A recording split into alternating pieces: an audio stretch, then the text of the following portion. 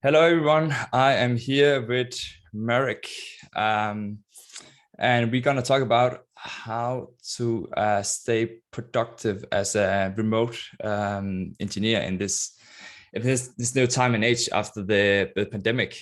So really, very relevant topic. Marek, how are you doing today? Very good. Thank you very much, Christian. I'm really thankful for inviting me into this podcast. Right, so it's very good to get started with this podcast. It's actually the first episode I do this kind of content. So my mission is to go and interview people that are expert in Angular and the industry and get some industry insights out and share the wisdom to the people. Where are you calling from today? I'm currently in Bratislava in Slovakia. Yeah. But sometimes I work from whenever I need to. So, for example, next week I'm going to Corsica, France. So, yeah, that's a good part about being remote. I remember we met. I think it's like 3 years ago now when I was doing a workshop in Salzburg. Yeah. And then then COVID happened, and then the world kind of changed a lot, and it's not been like so many. We just started doing more like in-house workshops again, but it's being a lot of remote stuff the last 2 years. So that they kind of changed the whole, the whole playing field a bit, and also like sets up the topic for today, which is how we can talk about how to actually stay productive, how to do this whole remote work thing. Yeah, in that time I was still a junior developer. But since when the COVID started, the first year I was only from home. So I really took a part and I started learning a lot. And I took some additional projects. And since the end of 2020, I started working only remote and on multiple projects at once. And then basically I became a tech leader in Unica, and maybe this is the biggest part what we will be talking about today. Sure, yeah. Can you tell some more about that? So you are the tech lead now in Unica, and what does that work? What kind of work is that including? Is that mostly technical work, or are you going more into like the management side of work now? Basically, I would say it's kind of both, because I take care about 3 projects where I have to decide about some technical issues. For example, if certain project will use NX monorepo, NGRX, or only plain Angular, and at the same time, I'm trying to have some, how to say it, to have some power from management to be able to say to developers like, yeah, let's have 1 day per month, just like a learning day and things like this. So I would say it's technical leader, but I'm trying also to be in the middle with management. Yeah, I think that's very important still to be like still be involved in the technical work, so you stay sharp in that area. Okay, so what about the management part? So how do you motivate people in the team when you're working remotely? I guess there must be some other ways than when you're in the office. There must be some challenges you have to overcome. Actually, most of the people are from Europe, within the same time zone. So this is a big advantage. Maybe we have just the testing team in India.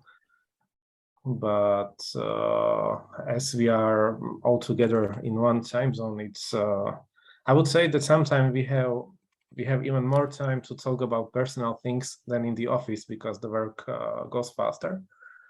And the way how do you do I have a question. How do you do the informal conversations when you're not in the office? Like, how do you facilitate this kind of like rapport building conversations in the team that are not strictly professional talk?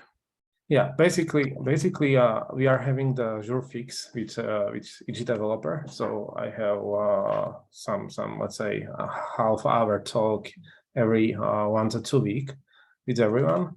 But otherwise it's very spontaneous. It's like very spontaneous thing. I mean, it's not like we have a coffee meeting at 1 p.m. every day or something like this. But for example, we have a UX designer, and sometimes I just ask him what is his opinion on this and this scenario, and then we just talk about some trips and things like this. And this is the same. This is the thing I'm trying to keep with each developer, and I think it works. And also there is another topic, like beside day-to-day work which we are planning, we are trying to have some sort of team goals, which is, for example, I don't know, if new Angular version of Angular comes, it's a team goal for each project and each team to update to the new Angular. Yeah, and they have to decide how they will manage it. So, and regarding this topics, we have lots of offline conversations. Oh, nice. That's nice. You can get the whole social aspect working in a remote setup. It used to be like can be the problem sometimes that it's only about the personal part, and you don't really get like a sense of like social belonging in the team when you're remote. So that's nice. Are you using Teams or Slack for the communication? Actually, sometimes even both. Yeah. Mostly Teams, but we have some internal, just like developer channel in Slack because it's more comfortable for us. But the management want to use Teams. Yeah. Right. I see. And what about the communication with the management? How does that work? Like as a team leader, when you want to, like you talked about proposing new ideas and like Angular versions and maybe some new initiatives you wanna propose. Well, this is a hard question because our management is absolutely non-technical, and they have their own point of view of how some things should be done. So this is very tricky position where. But basically, the thing how I started to do it is that I just say how it should be done. Like at the beginning, I tried to do some compromise. That, for example, when they said like, no, we won't have any team goals, or we won't have any additional whatever technical stuff in our planning, I try to do some compromise. But now I just put it there myself, and they understand it somehow. So Nice. I think this is also a thing which a senior developer needs to learn, that you need to have some say, that you need to stand up for what is what is technically right. Right. I think also like to explain stuff that are technical, when you, for example, using a metaphor, and then explain to management, or maybe explain the return of investment by doing some new initiative, in in terms of like business metrics, or like some other, maybe it's a metaphor or some other thing that can like paint the picture right to them, so they understand like why do we want to, like, for example, introduce testing, and why do we want to use an NX monorep and stuff like that. They can seem like quite techy if you're not into the world. So I that's usually how I do it when I deal with like management that are not technical, which is quite common, especially in big companies, that it will not be necessarily be a technical thing, which actually can be kind of nice sometimes, because it's you can be faster with decision making, especially if you are like the go-to person, or a lot of people trust in you, then you can move fast. but then it's also like your responsibility to like get the right feedback, because you can move faster if you want to, but also you want to like do a decision that may be based on like consensus in the team. So it's sometimes it'll be up to you if you're like seen as an authority, you know, in the team in a certain area, that you also ask out and say, hey, I'm interested to hear your feedback as well. And then take that into consideration. Yeah, nice. Can you just talk about? Yeah. I just wanted to add that maybe I think the most difficult position has always the UX designer, right? Because he created his designs based on discussion with developers, with me, then based on his tests. And then he has to also explain it to management, and he has to be very strong not to change anything which comes out of the test when management wants something different. So I think I think they have the most difficult position. Right. Maybe can you talk about some of the initiatives that you have proposed for your team that you've seen being helpful? Maybe like you talked about like having like a learning day per month or something like that, and like refactoring and stuff like that. Can you maybe talk about some like management initiatives you have introduced? I think it's 3 or 4 main points. It's as you said, to have 1 learning day per month, maybe sometimes 2 learning days per month if possible, and also we are having 20% of time for refactoring during our sprints. Also, my last initiative is that I'm trying to, at least in my teams, I'm trying to get rid of Scrum Master, not in terms of how to say it, in terms of that our Scrum Master could go to other teams, because we are able to manage the sprints by ourselves, and we are trying to do the extreme programming, which is very, I think, which is very interesting for people, and especially for juniors. So yeah, that's nice. Yeah, but it's something I usually very hard to explain to management.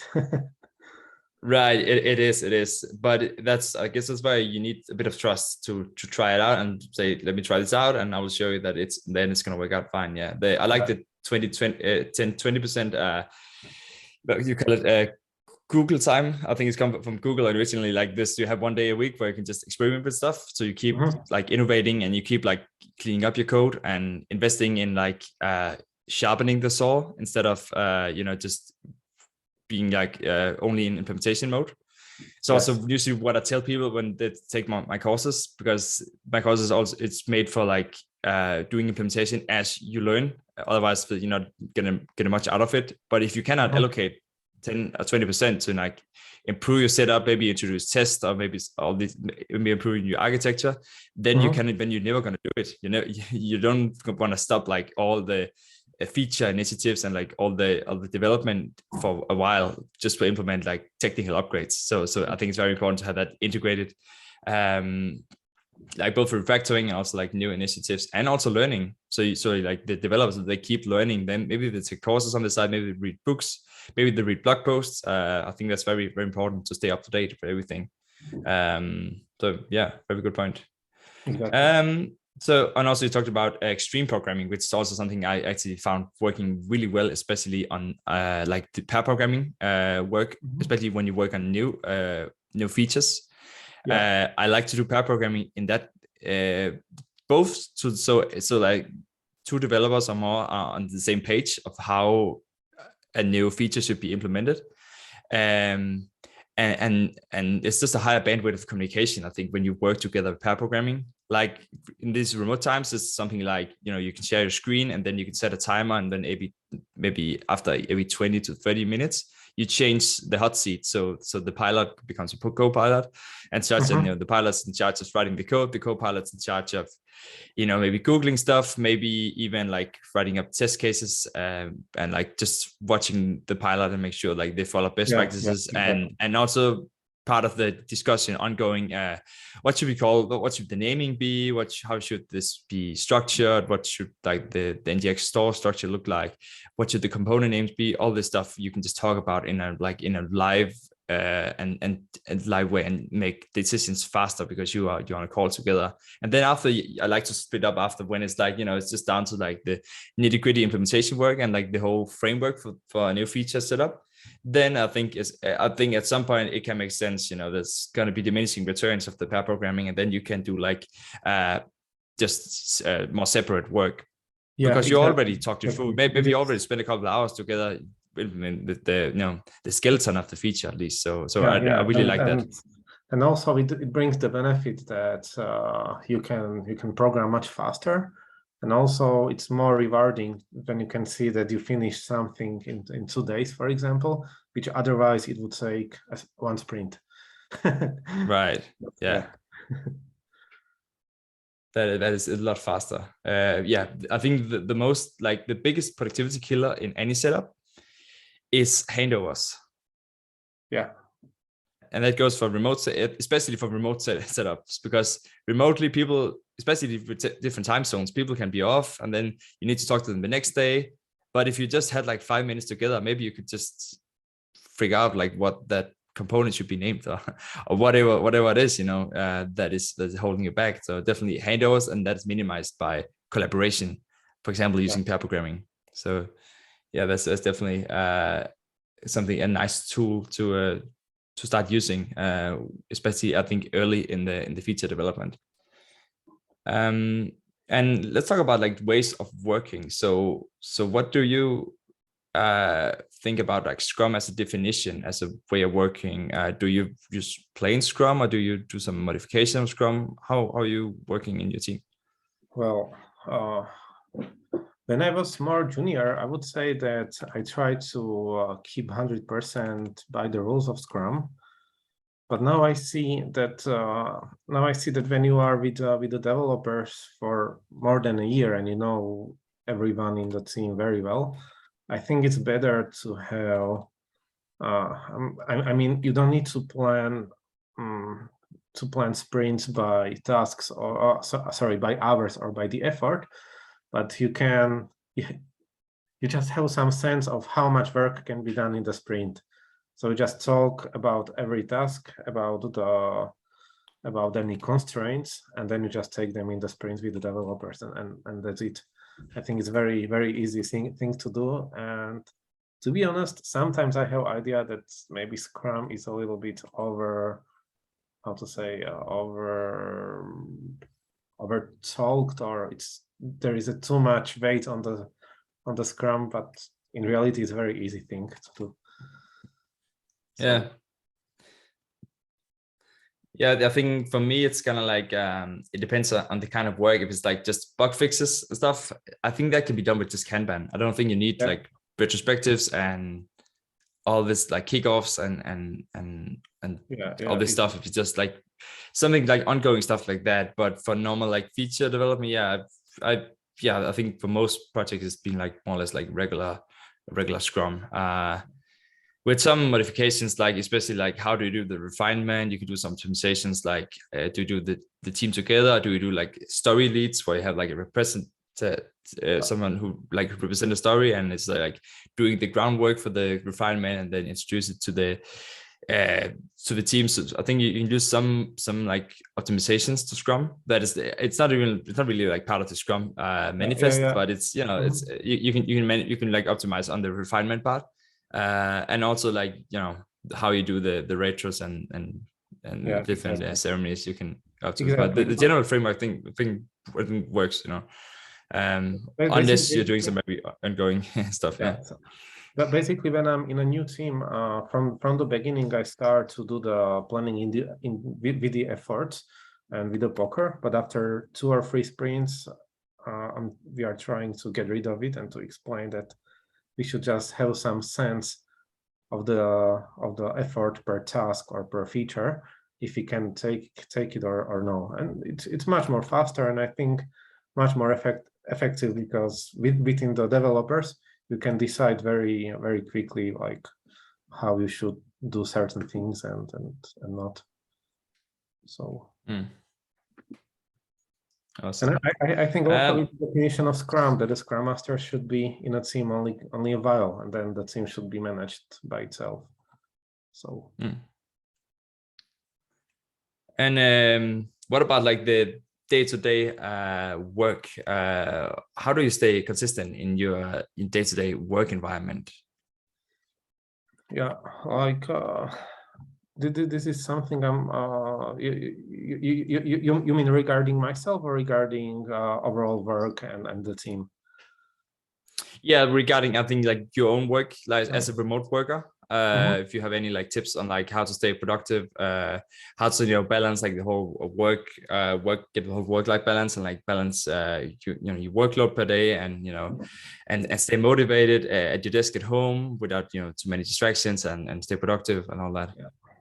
I think the most important thing is to have very good chair, very good table, and everything should be ergonomic. You should have air conditioning in the summer. And the second thing, I think, is to do some regular sport and sleep well. I think this is the most important thing, which I actually saw it when I was talking to some juniors, that they had some depression, they didn't sleep well, and they weren't concentrating so well. And if you are not able to concentrate, you become a little bit stressful because you forgot what you are doing. Yeah, you forgot in your head in the code. And I think this is one of the most important thing. And also, it is very important to know when you should take a holiday. For example, if you are tired, you need to know, like, yeah, tomorrow I'm not working. Yeah. And this, I'm not really sure if it is possible to learn. I think it's it's very. I like the book, The Clean Code. The author somewhere the author noted that he's trying to put some rules, but those rules come from some common knowledge. Yes, so I think it's the same, that you just have to have the feeling when to stop. Yeah. Something I started doing, this is probably for most people, like the remote work life started in the beginning of COVID, and I remember like all the gyms were closed, so like the only exercise I could do was like running every day. So I would I started doing a 10K run every day. Yes. in my break, and I'll have like healthy food prepared in the fridge I could eat after. So I think stuff like that can make it a bit easier. And yeah, I'll try to take some breaks during the day, maybe like go out on my balcony, for a little break, like during the day and stuff like that. Otherwise, it seems it can feel like you have to just sit at the desk all day. But if you are like in a normal office, like that's not what you're doing. Like you're spending so much time at the coffee machine, like talking to people, and all this other stuff. And I think you need some of that. When you're working from home, you need to get up sometimes and having a little break to stay productive throughout the day. Actually, my wife, she's also working from home most of the time. So usually we have lunch together, we have a coffee together. So this is fine. But I cannot imagine if I'd be alone in home for more than 2 or 3 months. That's I think could be a little bit difficult. In this case, I think I would like to have someone who would live in the apartment with me, at least, or something like this. Right. Yeah. I actually I live alone, but I'm usually with my I've seen some friends after work, and usually I get all the social part done like after work, and then I'm more like in a like more like in the lonely productive mode when I'm at work. I mean, I talk to my coworkers, but it's not usually like it's not as socially stimulating as like being out with friends after. So I didn't mean you. I meant more some introvert developers that I think. Yeah. They should definitely think about it, so not to be alone. Yeah. What do you think are some advantages and disadvantages of working remotely? For me, a big advantage is that I sleep until 8:20 or 8:30 in the morning. You get So more sleep. Yeah, yeah, that's good. I am really fresh, and I would say I can do 3 or 4 times more work than when I was in the office. So I'm really productive. Another advantage is that you can take care about your home stuff. So, for example, if you have only one job and you are working remotely, you can clean your house, make some lunch, whatever, and you finish at 4, and then you have free time. And the disadvantage, I think the biggest disadvantage is that you are not in touch with your colleagues, and sometimes you can miss what the management thinks about, or you basically you are basically all day in pajama, and you can lose. and maybe and maybe some people who don't have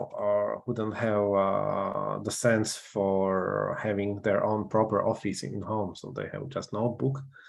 I think that's a big disadvantage because they are struggling basically at home. So I Yeah. it's not for everyone, definitely. Right. Yeah. And you had a good setup. What I actually think is like in beginning, if it's like early on in your career and you're still learning a lot, I think you're better off like being in an office with smart people. I think honestly early on.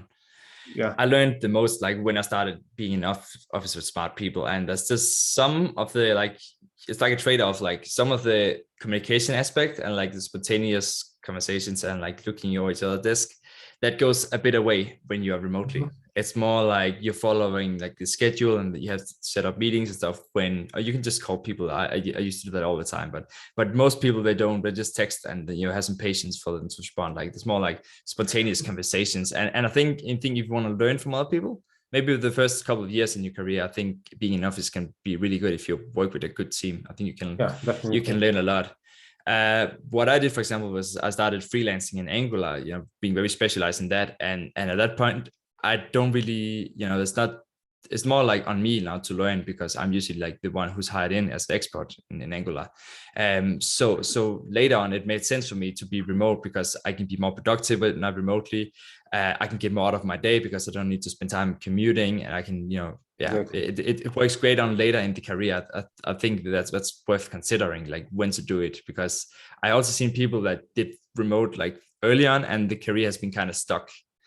Both because, honestly, management is it's easier to get a good terms with management and persuade them when you are in the same office. It's just as relevant if you're sitting on a remote location. You're going to build like a better relationship when you are physically together. So stuff like that can help you early on, but later on I think it matters less, especially when you have like other stuff that can give you credibility rather than your physical presence. If you have like you've been speaking at a conference, or you have like a blog, or you have some other stuff, then I think it matters less because if people already like know you from somewhere and have like a good impression of you. Yes. Then I think then you can keep your credibility as you are remotely, and you can still like have a good career and still have good jobs with like lots of responsibilities, and all that remotely. But it's just faster to get there if you're physically in the office. So that's usually what I would recommend, and that's what I did, and I think it's been working out fine that way. And it probably would take longer time to get there if I was remote the whole time. So yeah, it's definitely pros and cons, but early on, I think, in the office, it's not the worst thing. Maybe thanks to the COVID, also management wants to work remotely. So right, yeah, it's so much easier now, especially now, like when this, especially there's many jobs now where it's like a mix. It's like this hybrid approach now where people are working remotely 3 days a week, and then you go to the office 2 days a week. It's quite common now, but usually you can like negotiate to go like full remote and just skip the 2 days at the office, or maybe go in the office like once a month or something like that for certain events. I think there's more like wiggle room now for negotiating the exact kind of job you want. But usually after COVID, there's a lot of flexibility now if you want to work remotely. I think before it was usually like one day a week was like allowed, and now it's like you can push it for us. It could be like full-time remote, and now if you want, it's lot more flexible now, because they're seeing like the advantages and disadvantages of it, what is good for, what is not good for, and yeah. So that's great if you like to work remotely now after COVID. There's lots more opportunities for that. Do you think that remote work or having a home office is for everyone? Definitely not, because I see that there are different like at first, and I wasn't really thinking about it in general.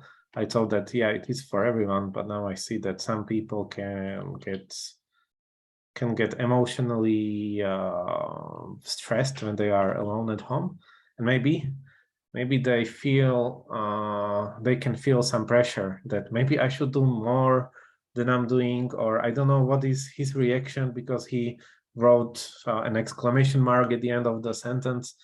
So I think these kind of things can really get people stressed, and there are some sort of people who basically needs to be in the office and to feel that everything is all right. Yeah. So all right. I would say it's like maybe 50-50. Yeah, it's definitely like, I think sometimes the communication can be more formal in a remote setup, because people are like cautious they're not pissing each other off.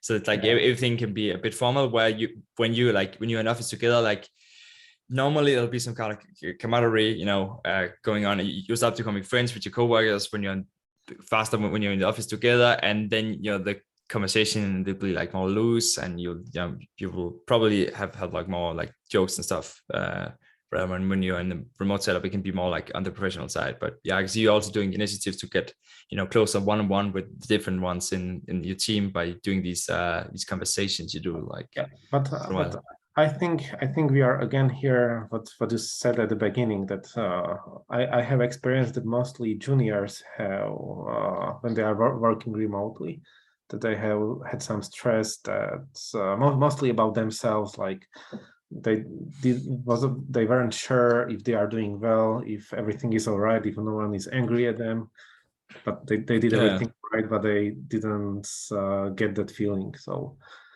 yeah. Right. Yeah. It can be harder to know if you're doing well, and if you're not if you don't think you're doing well, it can be stressful, and you might think about, I'm losing my job now. It's very important, and you have the conversation with them.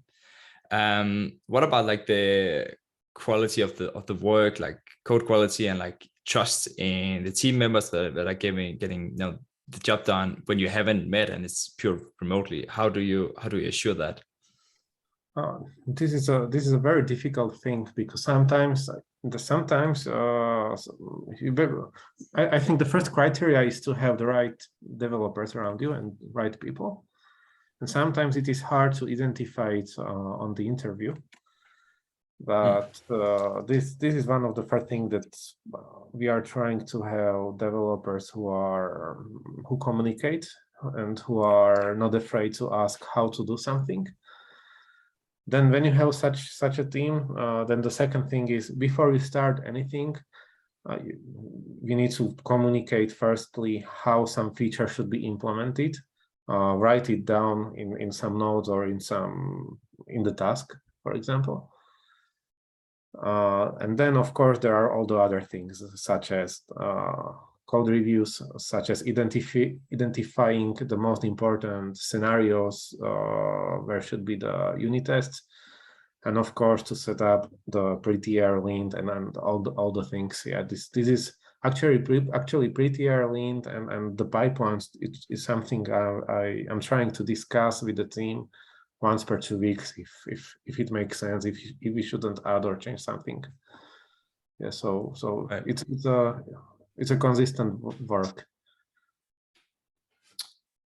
Let's see. I have some other questions. What tools are you using to stay productive at home?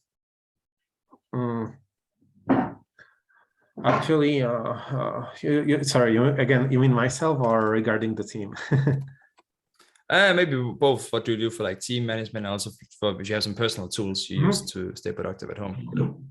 Oh, well, when I started, when the COVID started, I really fell in love with the Pomodoro system.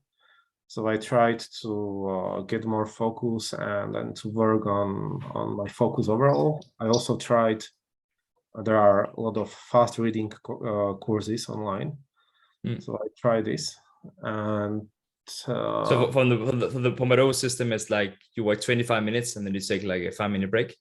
yeah. I tried this at the beginning, but now now it's not. Now I don't need nothing like this. I just work.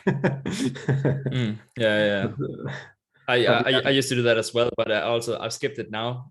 But I still try to like set in the breaks sometimes, but I think you can stretch like the period of focus longer and longer. So like when you start out and you're not used to like just working without distractions for like 25 minutes, you can, it's gonna be very hard, and then you can stretch it to like 30 minutes and 40, and then you can stretch it for an hour. And I think like up to 2 hours is like, you don't want to be sitting more than 2 hours. Then you need to stand up after 2 hours. Probably it's the longest you can be sitting.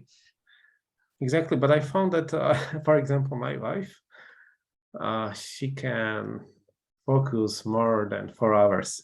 And this is something I don't understand. But basically, wow. when I see, because she is a business analyst, and me, when I work, so sometimes when I have longer working day, that I work 10 hours, that I need to finish something, I always take the breaks regularly, but she just work until she finishes, and I don't get it how it's possible. That's impressive. Yeah. Also for myself, like I do so we use like for my current client, we use the Microsoft Azure, the whole package for like repositories and for the like the Scrum board and all. But I take my task and then I write them into, like, I had this grid system. I think I made a YouTube video that once. I use this system where like I have a grid cell for each day, and then I would like just write down my task of that day, what I need to get done, and then I can like plan ahead. So if I need to, you have some to-do list like that. And then I can like plan ahead, because then if I need to remember something for like next Tuesday, then I can like write it in the grid, because I used to grid for the whole month, so I can like plan ahead for the whole month. And I do like weekly goals and monthly goals for that month, so I make sure like all my top level goals aligned with my daily work, so I'm sure I don't get like stuck in busy work. I do that both for like my client consulting work, but also for like my personal stuff. For example, from the courses I'm running of like other projects I run outside of consulting. I have like another board for that, where I do like the same thing. And I found that I've been using that for like 3 years now, and found that to be work very, very well in terms of like planning, a whole month out at a time. But like even like I do like yearly goals and like quarterly goals and monthly goals, so like everything like aligns. And I do like usually in the beginning of the year I start thinking about, okay, what do I want to accomplish this year, and then I make sure like it's gonna at some point align with my daily tasks. So that's probably the productivity tool I look at the most, and it's just implemented with like OneNote. I tried a bunch of other tools, but I didn't get the same flexibility as just you doing it in OneNote, and it's even free, So exactly. This is why I'm trying to write everything down, and exactly I don't do a monthly goals, but I do a weekly goals, and I do my yearly goals. The reason why I'm not doing a monthly goals is that usually I had always a week and a half or 2 weeks gap, or some things which needed to wait for something another, and it made me a little bit frustrated. So that's the reason why I changed it to have just a yearly goal, and then do it per week. So you have yearly goals and weekly. Yeah.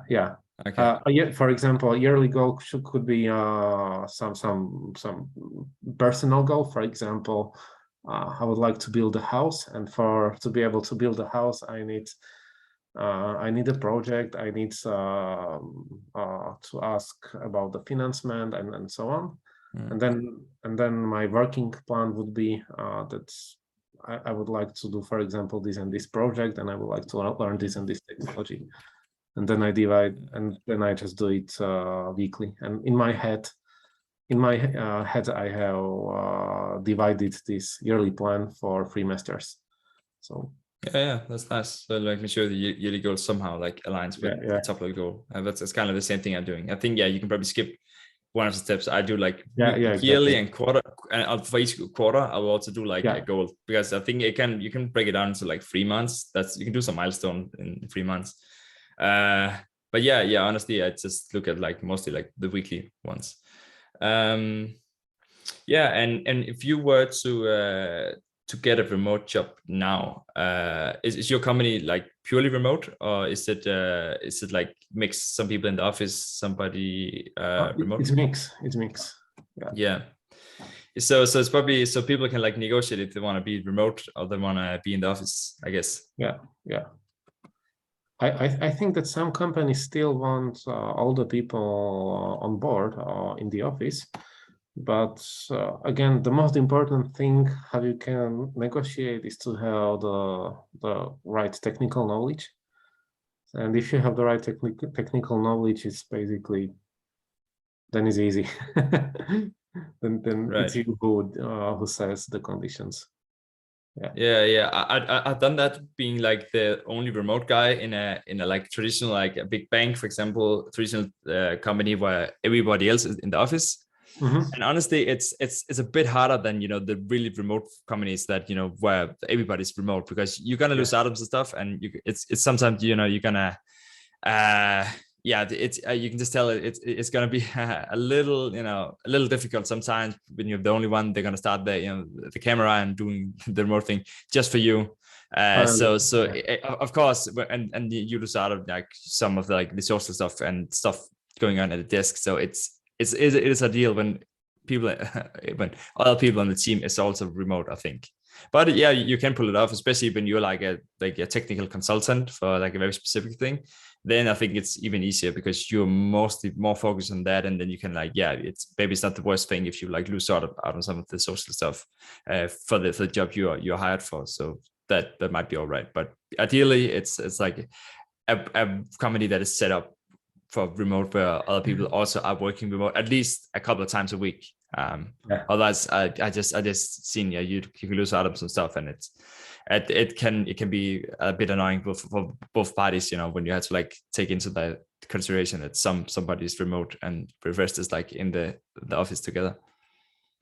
I think before it had to be harder before COVID, but now I think most of the companies are sort of mixed, so now it's easier.